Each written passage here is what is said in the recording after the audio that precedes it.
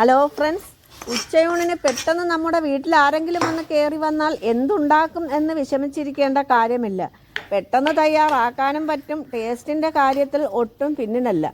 മറ്റ് മീൻകറികൾ ഒന്നുമില്ലെങ്കിലും സാരമില്ല, ഈ ഒരൊറ്റ കറി മതി. എന്നാൽ പിന്നെ നമുക്കിതെങ്ങനെ തയ്യാറാക്കുന്നതെന്നൊന്ന് കണ്ടാലോ? ആദ്യം വേണ്ടത് ഒരു 7-8 പച്ചമുളകാണ്. എൻ്റെ കയ്യിൽ വലിയ പച്ചമുളക് ആയതുകൊണ്ട് ഞാൻ 5 എണ്ണത്തിൽ ഒതുക്കി. പിന്നെ ഞാനൊരു സവാള എടുത്തിട്ടുണ്ട്, വലിയ ഒരു കഷ്ണം ഇഞ്ചി എടുത്തിട്ടുണ്ട്. ഈ സവാളയും ഇഞ്ചി നമുക്ക് നല്ലതുപോലെ ഒന്ന് എല്ലാം കൂടെ ഒന്ന് കട്ട് ചെയ്തെടുക്കാം. ഈ പച്ചമുളക് എല്ലാം കൂടെ ഈ നെടുവെ ഇതുപോലെ ഒന്ന് കീറിയെടുക്കാം.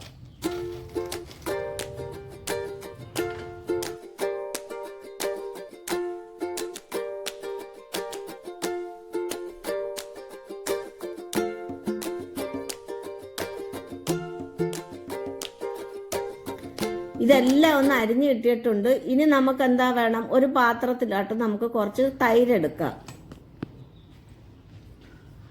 കട്ട തൈര് നമ്മളെ വീട്ടിൽ തന്നെ ചെയ്തതാണ്. ഞാൻ ഇതിനു മുമ്പ് ഒരു വീഡിയോ ഇട്ടിട്ടുണ്ട് കട്ട തൈര് എങ്ങനെ ചെയ്യാന്നുള്ളത്. ആ വീഡിയോ കണ്ടാൽ മനസ്സിലാകും. കാണാത്തവരുണ്ടെങ്കിൽ നമ്മൾ ഈ ചാനലിൽ കയറി കാണേണ്ടതാണ്.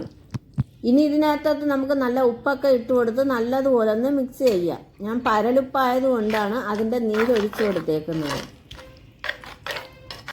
കാണാൻ നല്ല ഭംഗിയില്ലേ? ഇനി നമുക്ക് എന്താ വേണം, ഈ സവാളയും ഈ പച്ചമുളക്, ഇഞ്ചി, കറിവേപ്പില ഇതെല്ലാം കൂടെ നമുക്ക് ഈ എണ്ണയിലോട്ടൊന്ന് മൂപ്പിച്ചെടുക്കാം.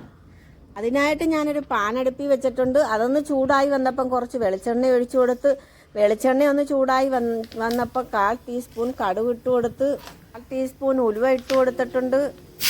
അതിലേക്ക് നമ്മൾ അരിഞ്ഞു വെച്ച ഇഞ്ചി ഇട്ട് കൊടുത്ത് നല്ല ജീരകം ഒരു 1/4 ടീസ്പൂൺ ഇട്ട് കൊടുത്ത്, അതിലേക്ക് നമ്മൾ അരിഞ്ഞു വെച്ച സവാളയൊക്കെ ഒന്ന് ഇട്ട് കൊടുത്തിട്ട്, കുറച്ച് പച്ചമുളക് നേരത്തെ നമ്മൾ കീറി വെച്ചിരുന്നത് അതും ഇട്ട് കൊടുത്ത്, കറിവേപ്പിലയൊന്ന് ഇട്ട് കൊടുത്ത് മൊത്തത്തിലൊന്ന് മിക്സ് ചെയ്ത് ഒന്ന് ഇളക്കി കൊടുക്കുക. ഒരു ഇച്ചിരി വെളിച്ചെണ്ണയുടെ കുറവുണ്ടായിരുന്നു, നമ്മൾ ഇച്ചിരി കൂടെ വെളിച്ചെണ്ണ ഒഴിച്ചു കൊടുക്കും. ഇനി ഇതിലേക്ക് കുറച്ച് നല്ല ജീരകപ്പൊടി, കുറച്ച് മഞ്ഞൾപ്പൊടി, കായപ്പൊടി ഇതെല്ലാം കൂടെ ഒന്നും കൂടി ഇട്ടൊന്ന് മിക്സ് ചെയ്ത് നമുക്കിനി ഈ തൈരിലോട്ട് ഒഴിച്ചു കൊടുക്കാം.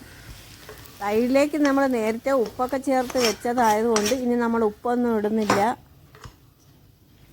വീട്ടിൽ തൈരൊക്കെ ഉണ്ടെങ്കിൽ നിങ്ങൾക്ക് പെട്ടെന്ന് നമുക്കിതെല്ലാം ചെയ്തെടുക്കാൻ പറ്റും. നിങ്ങളെല്ലാവരും ഒന്ന് ചെയ്ത് നോക്കണം. ഇത് നല്ല ടേസ്റ്റാണ്. നിങ്ങൾ പിന്നെ ഇതിനകത്ത് പിന്നെ ഒരു കാര്യം കൂടെ ഉണ്ട്. തക്കാളി ഇച്ചിരി, ഇത് ഞാൻ പുളിയുള്ളത് കൊണ്ടാണ് ഞാൻ തക്കാളി എടുക്കാത്തത്. തക്കാളിയും കൂടെ അരിഞ്ഞിട്ടാൽ ഇതിലും നല്ലതാണ്. നിങ്ങൾക്ക് എല്ലാവർക്കും ഈ വീഡിയോ ഇഷ്ടമായെന്ന് വിചാരിക്കുന്നു. ഇഷ്ടമായാൽ ഒന്ന് ലൈക്കൊക്കെ ചെന്നൊന്ന് സപ്പോർട്ട് ചെയ്തേക്കണേ. ഈ തൈര് നമ്മൾ വീട്ടിൽ തന്നെ ഉറച്ചതാണ്. ഇത് നമ്മൾ തൈര് ഉറയ്ക്കുമ്പോൾ നമ്മളൊന്ന് പ്രത്യേകം ഒന്ന് ശ്രദ്ധിച്ചാൽ മതി. നമ്മൾ ഫ്രിഡ്ജിൽ നിന്ന് ഇരിക്കുന്ന തൈര് എടുത്തുകൊണ്ട് ഒന്ന് നേരിട്ട് ഇതിനകത്ത് ഒഴിക്കാൻ പാടില്ല. നമ്മൾ ഒഴിക്കുമ്പം ആ ഫ്രിഡ്ജിൽ തൈരിരിക്കുകയാണെങ്കിൽ അത് ഒഴിക്കാനുള്ളത് എടുത്ത് മാറ്റി വെച്ചിട്ട് അത് നോർമൽ തണുപ്പാവുമ്പോഴത്തേക്ക് നമ്മളത് ഇതിനകത്തോട്ട് ഒഴിച്ചു കൊടുക്കാവും. അതാണ് മിക്കുള്ളവർക്കും തൈര് റെഡിയാവാത്ത. വീഡിയോ ഇഷ്ടമായ ലൈക്കൊക്കെ ചെയ്തൊന്ന് സപ്പോർട്ട് ചെയ്തേക്കണേ. ഇനിയിപ്പോൾ അടുത്ത വീഡിയോയുമായിട്ട് പിന്നെ കാണാം.